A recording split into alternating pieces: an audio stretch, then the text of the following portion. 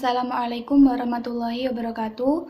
Di sini kelompok kami akan mempresentasikan bagaimana cara menyusun RPP di mata pelajaran Sejarah Kebudayaan Islam.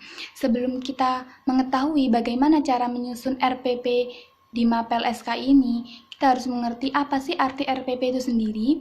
Arti RPP yaitu rencana yang menggambarkan prosedur dan pengorganisasian pembelajaran untuk mencapai satu kompetensi dasar yang ditetapkan dalam standar isi dan dijabarkan dalam silabus. Lingkup rencana pembelajaran paling luas mencakup satu kompetensi dasar yang terdiri dari satu indikator atau beberapa indikator untuk satu kali pertemuan atau lebih. Jadi, RPP itu disusun untuk setiap KD yang dapat dilaksanakan dalam satu kali pertemuan atau lebih.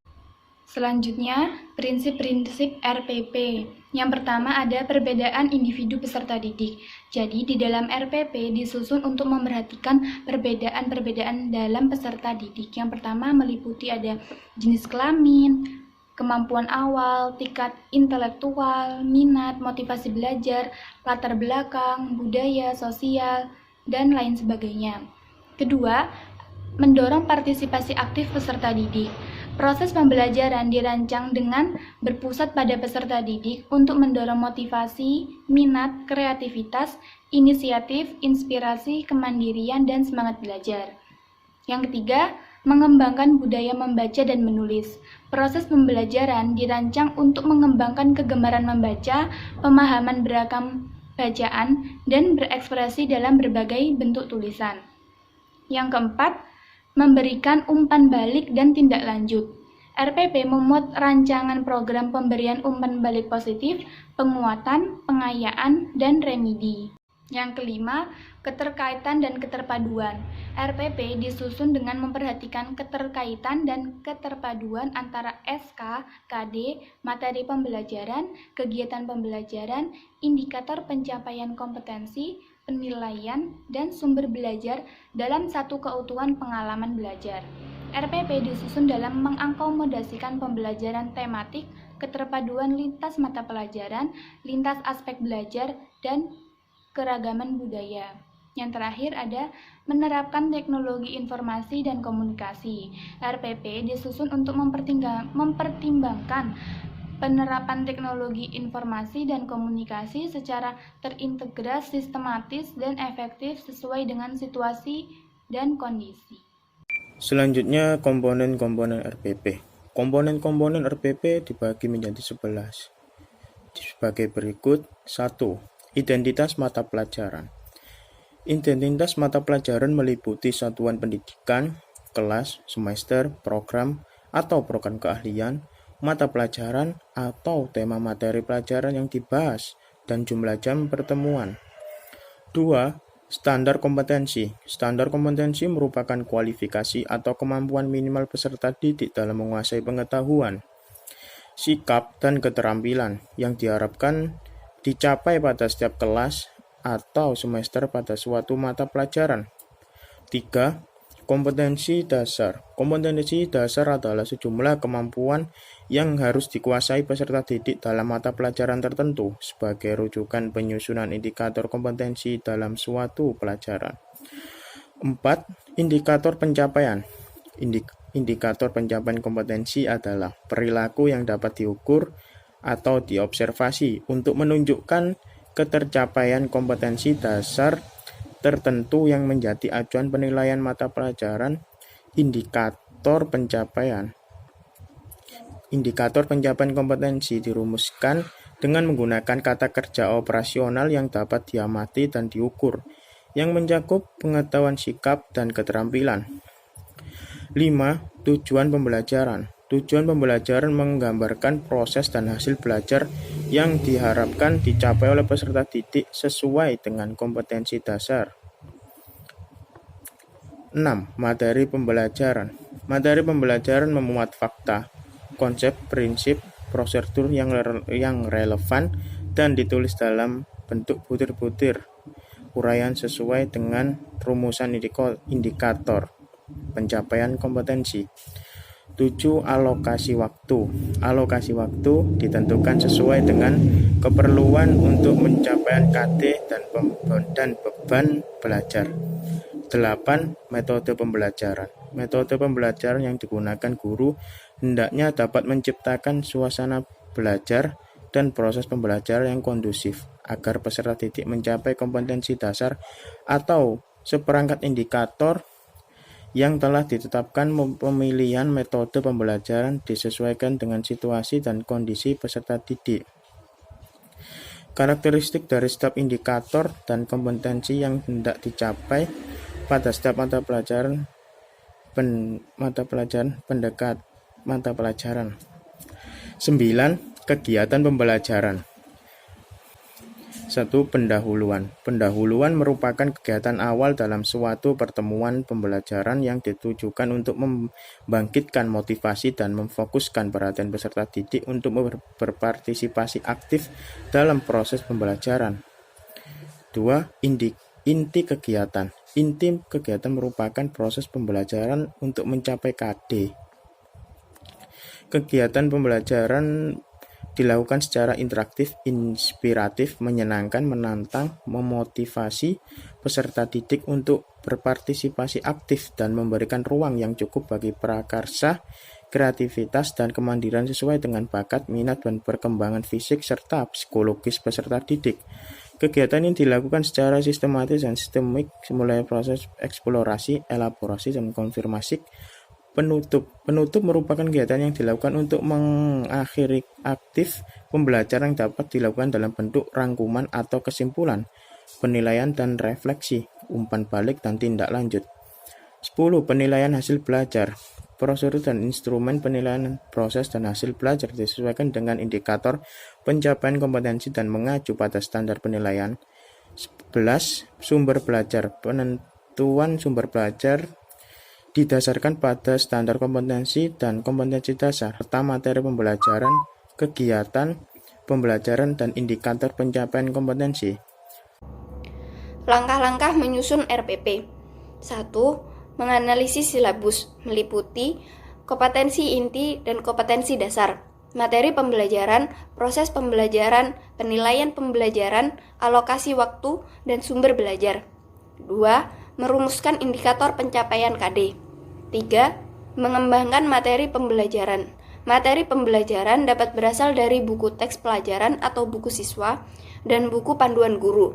Sumber belajar lain berupa muatan lokal, materi kekinian, konteks pembelajaran dari lingkungan sekitar yang dikelompokkan menjadi materi untuk pembelajaran reguler, pengayaan, dan remedial. 4. Menjabarkan kegiatan pembelajaran yang ada pada silabus dalam bentuk yang lebih operasional berupa pendekatan saintifik, disesuaikan dengan kondisi siswa dan satuan guru, termasuk penggunaan media, alat, bahan, dan sumber belajar. 5. Menentukan alokasi waktu untuk setiap pertemuan berdasarkan alokasi waktu pada silabus. Selanjutnya dibagi ke dalam kegiatan pendahuluan, inti, dan penutup. 6. Mengembangkan penilaian pembelajaran dengan cara menentukan lingkup teknik dan instrumen penilaian, serta membuat pedoman penskoran. 7. Menentukan strategi pembelajaran remedial segera setelah dilakukan penilaian. 8. Menentukan media, alat, bahan, dan sumber belajar disesuaikan dengan yang telah ditetapkan dalam langkah penjabaran proses pembelajaran. Penyusunan RPP mata pelajaran SKI. Di sini dapat dicantumkan identitas dulu, seperti nama sekolah, mata pelajaran, kelas atau semester, topik, pertemuan keberapa, dan alokasi waktunya. Di sini saya mengambil contoh dari salah satu RPP dengan topik Khalifah Umar bin Abdul Aziz pada bab 4 di kelas 7 semester 2. Untuk selanjutnya ada kompetensi inti, kompetensi dasar, dan indikator yang diambil dari silabus sesuai dengan KMA atau Keputusan Menteri Agama nomor 183 tahun 2019 tentang kurikulum pendidikan agama Islam dan bahasa Arab di madrasah. Selanjutnya terdapat tujuan pembelajaran yang masih berhubungan dengan indikator. Seperti pada contoh PPT, indikator nomor 1.2.1 yang menunjukkan perilaku yang soleh seperti keteladanan Umar bin Abdul Aziz pada tujuan pembelajaran agar siswa dapat menunjukkan perilaku baik seperti yang dicontohkan Khulafaur Rasyidin. 2.3.1 menunjukkan perilaku yang berkepribadian sederhana dan soleh dengan tujuan pembelajaran menunjukkan perilaku yang soleh seperti keteladanan Umar bin Abdul Aziz dan seterusnya. Komponen dalam pembelajaran.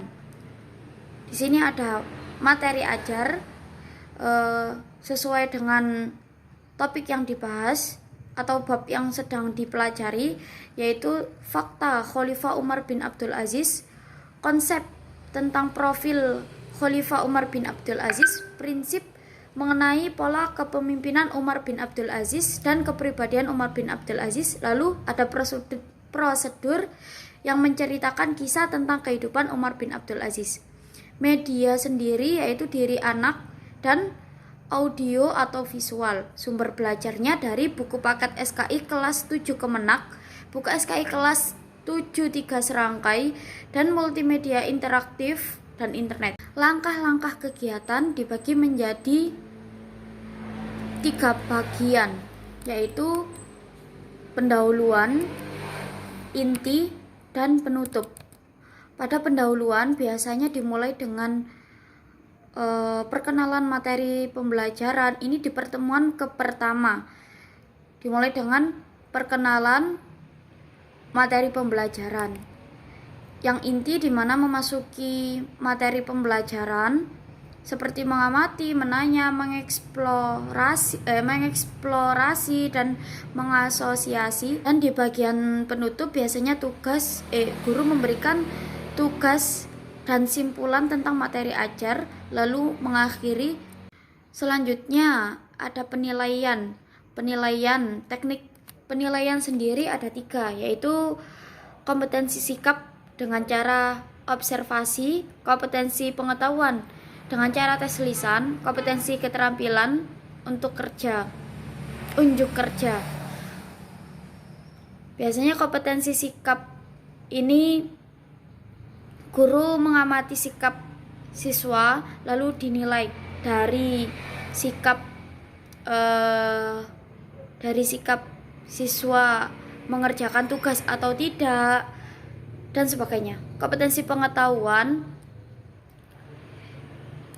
di sini diberikan soal uraian. Pada rubrik penilaiannya, jika peserta didik dapat menuliskan jawaban yang sangat lengkap dan sempurna, skornya 4. Jika peserta didik dapat menuliskan jawaban lengkap tetapi kurang sempurna, skornya 3.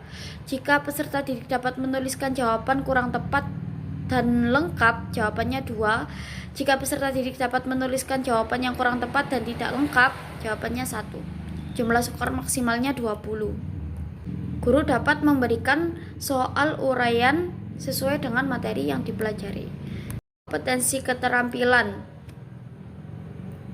Tugasnya menceritakan kisah tentang kehidupan Umar bin Abdul Aziz atau keterampilan dalam presentasi dan lain-lain. Untuk rubrik penilaiannya, aspek yang dinilai di sini adalah kejelasan dan kerapian, keaktifan dalam diskusi, dan kejelasan dan kedalaman informasinya. Sekian presentasi dari kelompok kami. Apabila ada salah kata, mohon dimaafkan. Apabila ada yang kurang jelas, silahkan bertanya.